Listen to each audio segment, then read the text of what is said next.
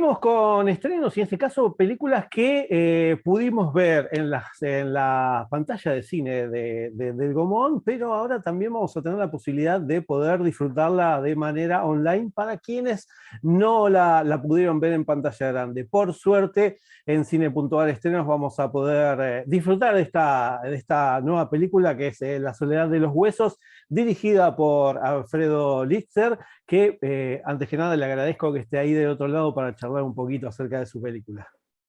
Hola Pablo, ¿qué tal? Bueno, Alfredo, contanos un poquito cómo surge, cómo es la historia detrás de la historia de La Soledad de los Huesos, cuál fue la génesis, la semilla. Mira, la historia detrás de la historia, empezando por la historia brevemente, es una mujer norteamericana que llega por casualidad a Tierra del Fuego.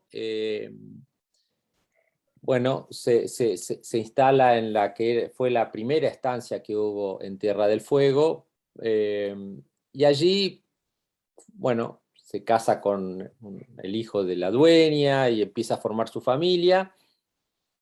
Y casi también por casualidad empieza a juntar huesos y plantas, porque bueno, era lo que iba viendo cada vez que tenía un Citroën muy viejo y recorría la isla y encontraba cosas y las fue juntando hasta que unos científicos que visitaban la isla pasaron por allí y se sorprendieron de lo que ella había juntado. A partir de ahí empieza una vida dedicada a ese tema. Esa es la historia, básicamente. La historia detrás de la historia es, bueno, a mí me interesó por dos razones. Primero, porque yo me dediqué también a lo mismo que Natalie durante muchos años y de ahí surgió nuestra relación, pero yo, digamos, colaborando con el Museo Argentino de Ciencias Naturales Bernardino Rivadavia acá en la capital. Por lo cual tenía también un enganche con el tema por ese lado, por más que ya hace muchos años que no hago eso.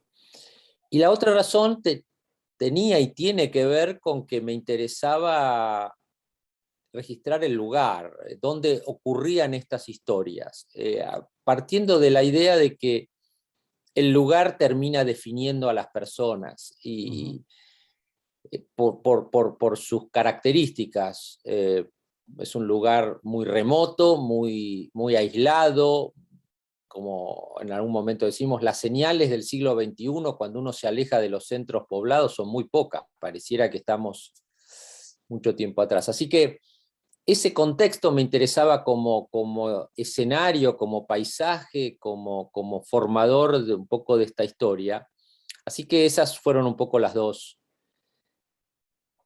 razones o las tres razones, no sé, para alargarme a seguir esta historia que como tantas historias relativamente cercanas, sobre todo a partir de esa rara característica que creo que tenemos la mayoría, que es nos dejamos atrapar más por las historias que ocurren lejos que por las historias que ocurren cerca. Tal vez porque lo que está cerca o cercano nos resulta familiar o fácil. Y por lo tanto muchas de esas historias empiezan lentamente a ir desapareciendo. Me parecía que la historia de esta mujer, de Natalie Goodall, es parte de la historia natural de Tierra del Fuego y que valía la pena tratar de meterse con eso. Sí, eso es lo que podemos ver y algunos pudimos descubrir de Natalie, porque la verdad que yo la verdad que no conocía. Cuando terminé de ver el documental dije, sí, es uno de los lugares en los cuales uno tiene que pasar si va para el sur, porque es un hito ahí como para no dejar de ver y de visitar. Y el documental comienza siendo narrado, en este caso tenés la voz en off de Gustavo Garzón, que va acompañando un poco lo que es la historia del documental. en estos parajes, la verdad que son de la soledad, no solo de los huesos, sino de quienes viven ahí, de quienes comparten. Y te quería consultar eso también, cómo fue si desde un principio le querías poner una voz en off o después en edición dijiste, quizás aquí necesitamos algo como para que la gente tenga algo de referencia. Bueno, la película, yo de alguna forma no participo, digamos, sí como director, pero digamos, no se sabe muy bien quién relata. Pareciera que como tiene siempre esa idea del off, el que relata si no se dice nadie es el director, digamos. Hay como una especie de sobreentendido o de código entre el espectador y el realizador. Podría haber puesto mi voz, pero claramente me parecía que, como siempre pasa, uno prueba, pero me parecía que no aportaba, y sí, todo lo contrario, creía y creo que la voz de Gustavo se llevaba muy bien con lo que la película quería transmitir. Así que, bueno, claramente lo llamé y Gustavo puso el relato, que tiene una presencia, creo yo, donde yo al menos creí que lo necesitaba, y no es un relato que atraviesa toda la película todo el tiempo, digamos. Por eso me interesaba que cuando aparecía ese relato, la voz tuviera una personalidad determinada y fuerte, porque principalmente a través de los textos que conforman ese relato, no creo que sean textos explicativos o de acompañamiento. Por lo tanto, la personalidad de esa voz necesitaba encontrar una voz como la de Gustavo, sin duda, y por eso lo elegí. Bien, y otra de las cosas que también podemos ver en la película son ciertos testimonios que acompañan lo que es la historia, en este caso de Natalie, quienes siguen su legado, podemos decir. Contó un poquito quiénes son los que están ahí y bueno, cómo fue esto de entrevistar, porque uno dice, bueno, filmar en el sur, ¿y el viento dónde está? Que es lo que uno se pregunta cuando escucha el documental, que la verdad que la parte técnica, que es el documental, tanto de sonido como de fotografía, como de edición, la verdad que es maravilloso al verlo en pantalla grande. Bueno, muchas gracias. Sí, es como decís, a ver, los personajes son los que de alguna manera me pareció que tenían algo relevante para testimoniar de la vida de Natalie, su marido, su hija, sus colaboradores, como vos mencionabas, sin caer necesariamente ni por un lado una especie de estar resaltando todos los aspectos y una especie de elegía del personaje, que no es la idea. Y por otro lado, que de alguna forma hubieran convivido con ella y hubieran no solamente conocido de primera mano lo que Natalie hacía, sino en el ámbito donde Natalie desarrollaba su trabajo, que en algún sentido me importa más que lo que Natalie hacía como realizador. O sea, vuelvo a lo que hablábamos al principio, de qué forma ese lugar transforma o forma, como vos quieras, a los individuos y a las personas. Con respecto a la parte técnica, bueno, grabar buen sonido, empiezo por el sonido. Buen sonido en el sur con el viento es un desafío donde muchas veces uno sale 5-0 perdiendo, digamos. En este caso, la verdad es que hubo momentos en que la pericia técnica de quienes trabajaron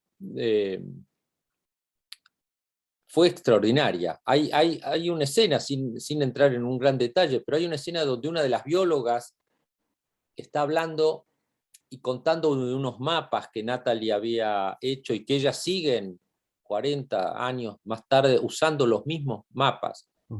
Natalie los hizo cuando no había GPS y cuando no había un montón de cuestiones. Y ella está hablando, un viento tremendo, el pelo muestra de una chica con pelo largo y el pelo se mueve mucho. Yo cuando estábamos filmando dije, esto no va a servir para, lamentablemente no hay manera que esto sirva. Y el documental tiene algo, al menos de la manera en que yo lo encaro, no de cortar y de volver a hacer y retomar y otra toma y otra toma y otra toma, porque en general, sobre todo en gente que no está entrenada, eso rompe un poco la espontaneidad de la primera vez. Así que obviamente dejamos que la toma continuara, yo ya diciendo, bueno, esto no va a andar. Cuando terminamos, me acerco al sonidista, que en esa toma era un chico de Ushuaia, que estuvieron trabajando 2 sonidistas en la película porque uno tuvo un problema y no pudo viajar. Y le digo, bueno, nada. Dijo, no, creo que se logró, se escucha bien a partir de que lo habíamos preparado, no es que uno le acerca un micrófono y habla, no, había una preparación previa. Y la verdad es que cuando volvimos y bajamos el material y empezamos a verlo, me sorprendí muy gratamente en esa situación y en muchas otras donde como decía, la capacidad técnica resolvió muy bien el problema. Y con respecto a la fotografía también trabajamos junto con Diego Mendizábal, que fue el fotógrafo de la película, tratando de componer una determinada estética en todo el documental, que creo que conseguimos, que obviamente con buenos equipos uno consigue lo que está esperando. Creo que usamos dentro de lo posible para lo que son las producciones documentales un equipo bueno de lentes y de cámara. Así que yo quedé muy conforme del tratamiento técnico, llamémosle. Me gustan otras cosas de la película también, pero digo, el tratamiento técnico de la película me dejó muy, muy satisfecho. Y ha sido algo que en todo este tiempo de exhibición en el exterior y acá se ha destacado particularmente. Sí, eso es lo que te quería comentar, porque la verdad que fue algo que me llamó mucho la atención de este tipo de producciones y más Qué un bueno. documental. Y Sí, otra qué bueno. cosa, que también me llamó la atención es el tema de los archivos que hay acerca de este caso de Natalie. No, me imagino que no debe haber tanto como en otro documental. ¿Cómo fue rellenar esos espacios en los cuales nos quedamos sin archivo? Complejo. Natalie era una persona con una capacidad de trabajo y de iniciativa extraordinaria. Pero como muchas veces pasa con ese tipo de personas, están mucho más preocupadas de lo que hacen que por dejar registro de lo que hacen. Por lo tanto, sí hay algunas filmaciones, sobre todo, llamémosle familiares, del marido que filmaba, entonces la filmaba, pero de ella llevando adelante su trabajo. También es cierto, ¿no? En la década del 60, 70 y tal vez los primeros años del 80 no era tan fácil llevar cámaras para filmar, para sacar fotos un poco más fácil, pero para filmar no, a lugares remotos, porque eran caras, porque no todo el mundo las tenía, porque, bueno, por varias razones. Entonces, lo que me encontré es con poco material, digamos, interesante, no tanto desde el punto de vista técnico, porque vos sabés que el archivo es interesante lo que testimonia, no cómo lo testimonia, porque finalmente es archivo, entonces, ¿qué le vamos a pedir? Digamos, gran calidad técnica, no. pero no me encontré con mucho. La verdad es que muy, muy poco. Entonces, la película, pero principalmente por un diseño anterior a la búsqueda del archivo, es una película que en el medio de la soledad y de lo remoto, en general no se dice mucho. Es eso que uno a veces encuentra, bueno, gente callada, un poco, digamos, no necesariamente comunicativa.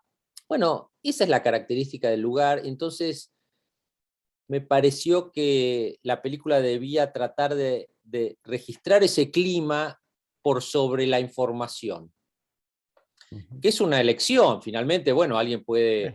puede haber querido que se mostraran más cosas. Como te decía, no hay mucho material, pero por una decisión estética o creativa, preferí que en algún sentido se sugiriera más que lo que se mostrara. Ujú. En este caso también le agregaste unas grabaciones de textos de ella, ¿no? Claro, bueno, son unas grabaciones, sí, de unos textos salidos de un artículo que ella tenía, que ella había escrito, pero de vuelta, cosas que también hubo que arreglar y resolver técnicamente porque no tenían, digamos, la calidad que se necesita. Me refiero a registros sonoros o registros fílmicos. Eh, bueno, estos lugares remotos a veces nos traen grandes contrastes, porque por ahí lo vemos en la película, aparece una gran topadora o pala mecánica, o no sé cómo se llamará, nueva, y por ahí después, al mismo tiempo, hay otras grandes limitaciones. Bueno, por eso es remoto, Ujú. porque hay como un montón de desajustes en esas cosas. Y vuelvo a decir, donde Natalie se movía y donde llevaba adelante su trabajo, allá en los 60 y en los 70, eh, los medios con que contaba eran bastante, insisto, en los contrastes. En un momento ella dice, bueno, no tenemos agua corriente, no tenemos energía eléctrica, Estacia, pero con mi marido volamos, tenemos una avioneta y vamos de lado a lado en una avioneta. ¿Y por qué?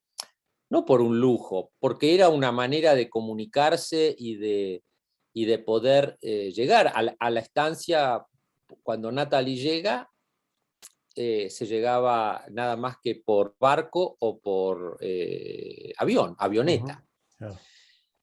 Entonces digo, en ese sentido también es interesante estos contrastes, ¿no? Pero que creo que una vez más es el entorno el que los va definiendo, y eso me interesaba mucho. Ujú.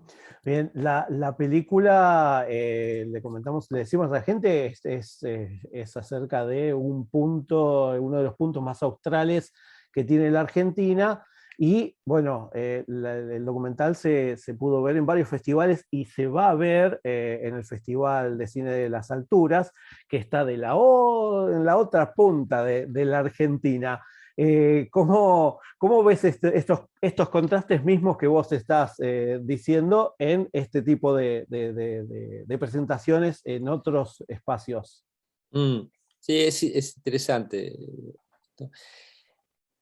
El recorrido de una película es como un misterio, ¿no? Uno no sabe muy bien qué es lo que va a pasar, porque a veces uno tiene la idea de que cuenta con un material extraordinario, con una película, y no pasa absolutamente nada, y otras veces te sorprende, digamos, eso. Eh, la verdad es que la cobertura geográfica, para decirlo de alguna manera, primero en el exterior, en festivales, en Italia, en Croacia, en Suecia, en Estados Unidos, bueno, y ahora en Jujuy, eh, para mí es como un complemento ideal de lo que me imaginaba previamente. Y sobre el festival en Jujuy, el otro día, en un reportaje que grabé para el festival, porque el Festival de las Alturas, que se realiza en Jujuy tiene la particularidad que nuclea temáticas que tienen que ver con la cordillera de los Andes, desde Ecuador, digamos, hasta Tierra del Fuego. La cordillera de los Andes como la columna vertebral, digamos, ¿no? Y realmente ese concepto siempre me interesó, así que cuando bueno, tuve la película, pensé enseguida en inscribirla en este festival. Y en este reportaje que grabé para el festival, me preguntaba un poco, porque Tierra del Fuego es el principio de la cordillera de los Andes o es el final de la cordillera de los Andes. Yo digo, la verdad es que no tiene mucha importancia hacia el principio, pero porque además hay gente que se sorprenderá diciendo, ¿cómo la cordillera de los Andes llega hasta Tierra del Fuego? Bueno, allí termina o empieza, porque termina o empieza sumergiéndose de alguna forma en el mar, la cordillera. Lo que sí es claro y está muy presente es que esas montañas que están allí son algo más que testigos, como decía en el reportaje, son elementos que conforman la personalidad del lugar. En Harberton, que es la estancia esta, sobre el canal Beagle, y fíjate que a unos 60, 70 kilómetros de distancia de la estancia, pero donde no se puede llegar por caminos, hay que ir campo a traviesa, digamos, está el punto más al sur de la Argentina. El punto que está más al sur del país es un faro que se llama Cabo San Pío, que queda en la costa del canal Beagle. Así que, digamos, ese es el ambiente de soledad, porque, bueno, llegué hasta el Cabo, hasta este faro, para filmar, porque me parecía que era como muy simbólico, que en un documental que aborda la temática de la soledad, del aislamiento, de lo remoto, bueno, llegar hasta estos lugares que son como hitos. ¿Cuál es el lugar más al sur que tiene la Argentina? Bueno, ese lugar. Así que hasta ahí fui, filmé allí, y me parece que tiene que ver con esta forma de vida y este escenario, para decirlo de alguna manera, donde estas vidas han desarrollado sus historias. Por eso la película no, se aleja un poco del listado de actividades, de todo lo que... Natalie hizo un montón de cosas, un montón, y habría que haberle dedicado una película del doble de tiempo, digamos, para recorrer cada uno. A mí y siempre aparece alguien que dice, oye, te olvidaste de decir tal cosa o tal otra. Pero a mí no me interesaba esa especie de, insisto, de listado, sino me interesaba esto, cómo, lo dije al principio un poco, pero cómo una mujer casi por azar se reinventa una vida, porque era una norteamericana que enseñaba en Venezuela, que llega a la Argentina como turista, descubre en una librería un libro, ese libro trata sobre esta estancia y sobre su historia, y se larga para allá. Y allí se queda a vivir toda su vida. Hay que decir que esta estancia fue fundada por el reverendo Thomas Bridges. Era un pastor anglicano que funda una misión donde hoy está Ushuaia. Pero lo que es muy, muy llamativo es que la misión es anterior a la ciudad. La ciudad de Ushuaia se instala allí luego de que estuviera la misión. Bueno, cuando terminó su tarea, llamémosle evangélica, no sé cómo llamarla, de trabajo con los pueblos originarios que allí estaban, bueno, le pidió al gobierno argentino un pedazo de tierra donde instalarse, y se instala y crea esta estancia. Entonces digo, al principio decía, bueno, cuando uno se va alejando de Ushuaia o de Río Grande o de Tolwyn, que son las tres localidades que hay en la isla grande de Tierra del Fuego, las señales del siglo XXI parece que son pocas. Ahora, cada lugar donde vas, entonces uno dice, bueno, pero no hay nada. Y no es así. En cada lugar hay historia e historias, digamos, de, de, de, de decenas de años de trabajo, de sacrificio, de frustración, de éxito, de fracaso. Bueno, como en todas partes, porque si vamos mañana a Jujuy, recién lo mencionábamos, seguramente uno encontrará lo mismo. A mí me interesa mucho eso, de qué forma las personas encuentran en lo que los rodea los elementos de conexión. Y eso que los rodea es lo mismo en el Chaco, en Jujuy, en Tierra del Fuego, Córdoba, Mendoza, donde uno quiera. A mí por afinidad, porque he trabajado muchos años en la Patagonia, digamos, me interesó eso, pero seguramente lo iré a buscar también en otros lados, porque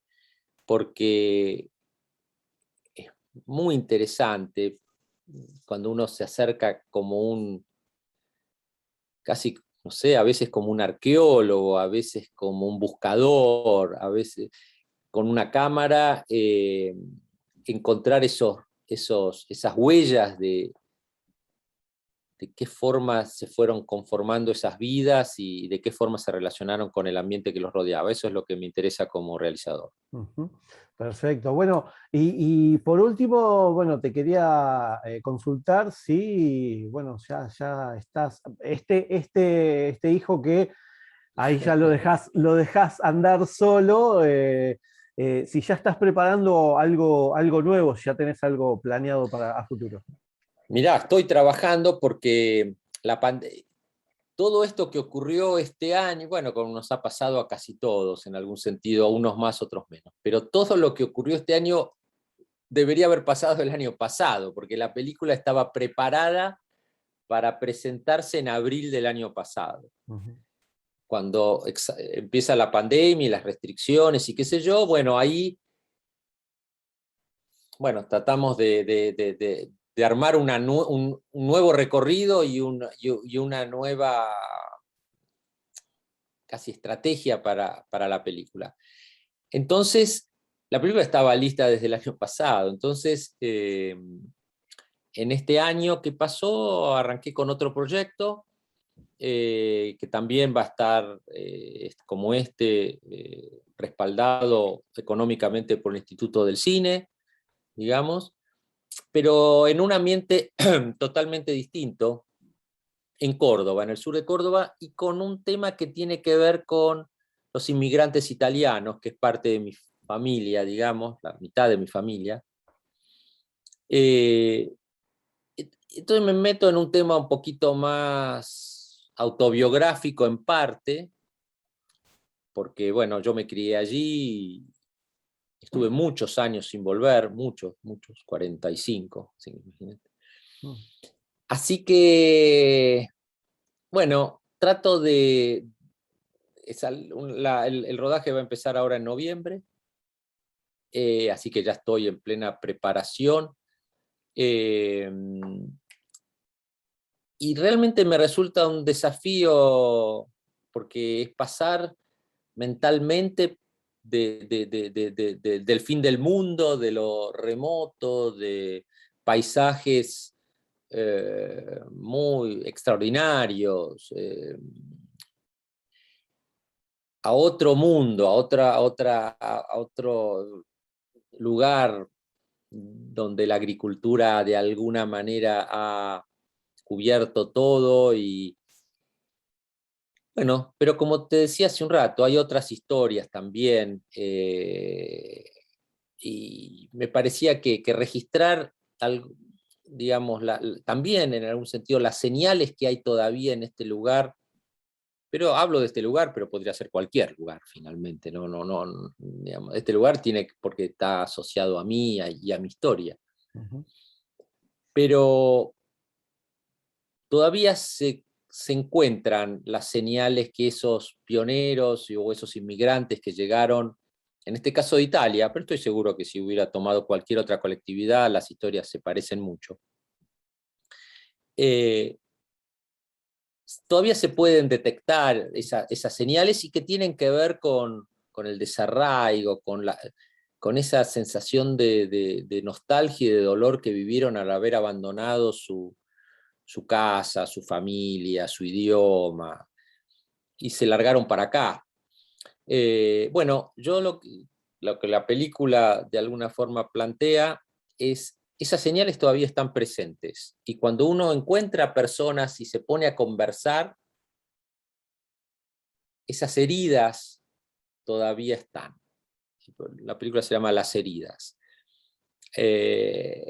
Bueno, ya, como ves, un ambiente que no tiene nada que ver, una historia que no tiene nada que ver, pero eso es lo fantástico, al menos para mí, que tiene esta profesión, de alguna manera, esta actividad, que es, como te decía, casi como un buscador, como un arqueólogo, como un historiador, como un sociólogo, como lo que quieras, o como un curioso, simplemente, en el que tenés la posibilidad, obviamente hay mucho trabajo después, ¿no? Por supuesto, y antes, pero digo, no es una cosa al azar que uno dice, voy para acá y para ahí voy. Pero esta posibilidad de este contraste, ¿no? De pasar del borde del mundo a, bueno, al sur de Córdoba. Así que estoy con eso, entusiasmado, esperando que la pandemia nos deje trabajar con tranquilidad y sin problemas, porque, por ejemplo, esta película también estaba prevista para principio de año, pero al ser, por ejemplo, el pueblo donde voy a ir a filmar es un pueblo pequeño, 2000 habitantes, esta maldita pandemia, para decirlo de alguna manera, nos convirtió a todos en sospechosos. Y entonces llegás allí y, bueno, ¿qué hace? ¿Por qué viene para acá? A ver si todavía viene y nos contagia. Todo ese tema, que además no es ninguna fantasía. ¿Sabés la cantidad de casos de estos que ha habido a lo largo y a lo ancho de la Argentina? Pero, bueno, esperemos que ahora nos dé un respiro y podamos volver a la normalidad de unos años atrás, que no sé, no la atendíamos, no nos importaba, y ahora seguramente de una u otra manera la estamos extrañando. Exactamente, sí, la verdad que sí, es como, como vos decís, Alfredo. Y bueno, y por último, antes de despedirte, contarle a la gente que ya se puede ver en la plataforma de Cine Puntual Estrenos la película, la pueden ver ahí en la plataforma de Cine Puntual, y contarles que además vos sos poeta, sos naturalista, y que fuiste parte de un gran disco de Lito Nevia que no quería dejar de nombrar porque la verdad que es un gran logro más allá de este otro lado artístico que tenés. Sí, bueno, con Lito somos amigos hace muchos años. Yo era un admirador de él en Córdoba, cuando él estaba con un grupo mítico del rock nacional como Los Gatos. Bueno, para mí era recorrer los kilómetros y kilómetros que había que recorrer para ir a encontrar un disco, un vinilo en esa época. Así que, bueno, la vida me dio la oportunidad de conocerlo, nos hicimos amigos, y bueno, hicimos 2 discos juntos. En realidad, yo compuse con él las canciones, digamos, de 2 discos, que para mí obviamente ha sido un honor y una satisfacción, porque Lito, además de ser un músico, me parece extraordinario, un referente, pero no solamente un referente musical, su actitud, su forma de estar de alguna forma en el mundo o en la actualidad es valioso, es un gran luchador, Así que para mí, cuando me invitó a acompañarlo, bueno, fue como algo que uno más joven soñaba, pero sin demasiada, ¿cómo te puedo decir? Sin demasiada convicción, porque parecía tan lejano que ni un sueño podía ser, digamos. Así que, pero bueno, como decís, no sé, me he dedicado a través de la vida a varias cosas, siempre tratando de reflejar y de mostrar con sensibilidad pequeños recortes finalmente de la vida humana, la vida cotidiana, bueno, en La soledad de los huesos, que como dijiste, se va a poder ver por estas plataformas y también en Espacios Inca. Esta semana está programada, el Inca la ha programado en el Palomar, en una sala, la sala Helios, allí en el Palomar, y también en Victoria, en Entre Ríos, y va a ir cubriendo otras salas del interior. Pero te decía, la motivación principal de filmar y de realizar una película como La soledad de los huesos es poder acercarme a esos hechos a veces cotidianos, a veces muy personales, pero que configuran un poco lo que es la vida, digamos, en términos Por eso quienes participan muestran, no sé, en la película lo complejo que puede ser la relación madre-hija, lo complejo que puede ser la relación esposo-esposa, con sus colaboradores, en fin, la realidad que es como si nos estuviéramos contando cosas y no la elegía de que te acercan un micrófono y te pasás 10 minutos diciendo que una maravilla, es todo extraordinario, inolvidable, todas esas cosas que todos decimos, porque la verdad es que nos pasa a todos, pero que bueno, que cuando uno se queda pensando sabe que las cosas a veces no son tan así. Entonces la película muy tímidamente, en algún sentido, trata de hacer, porque estamos hablando de algo importante para los individuos, trascendente, personal, y por lo tanto, a mí no me gusta la idea de la cámara como espía de algo, ¿no? Que se trata de agarrarte distraído para mostrar algo, digamos, no es el estilo que a mí me interesa, sí como una herramienta sensible que se acerca y propicia un diálogo y un encuentro. Bueno, de eso se trata La soledad de los huesos. Perfecto. Bueno, Alfredo, te agradezco muchísimo la entrevista. Recordarle a la gente que chequeen la página del Inca y en la página de inca.gov.ar. Ahí están Exacto. las salas en las cuales Ahí están las salas, claro. están las proyecciones, así que ahí van a poder chequear en cada provincia. Y en cada provincia. Federalizando con Cine.ar estrenos, en todo el país se va a Exacto. poder disfrutar de La soledad de los huesos. Alfredo, te agradezco muchísimo esta entrevista y bueno, en la nueva normalidad capaz que nos crucemos ahí en lo nuevo que estás preparando ya. Ojalá, ojalá. Bueno, gracias por tu interés y por la conversación, porque siempre pareciera que en estos intercambios las conversaciones en algún sentido superan las entrevistas, porque la conversación es un ida y vuelta, las entrevistas probablemente simplemente es pregunta-respuesta, digamos, y me parece que esto es interesante y es la posibilidad también que uno tiene de difundir y de hacer conocido el material que uno está presentando, que ese es el objetivo que uno tiene, ¿no? O sea, que poder exponerlo y que, bueno, se gane la vida como pueda ahora la película. Bueno, Alfredo, te agradezco muchísimo la entrevista. Un abrazo. No, gracias a vos, Pablo.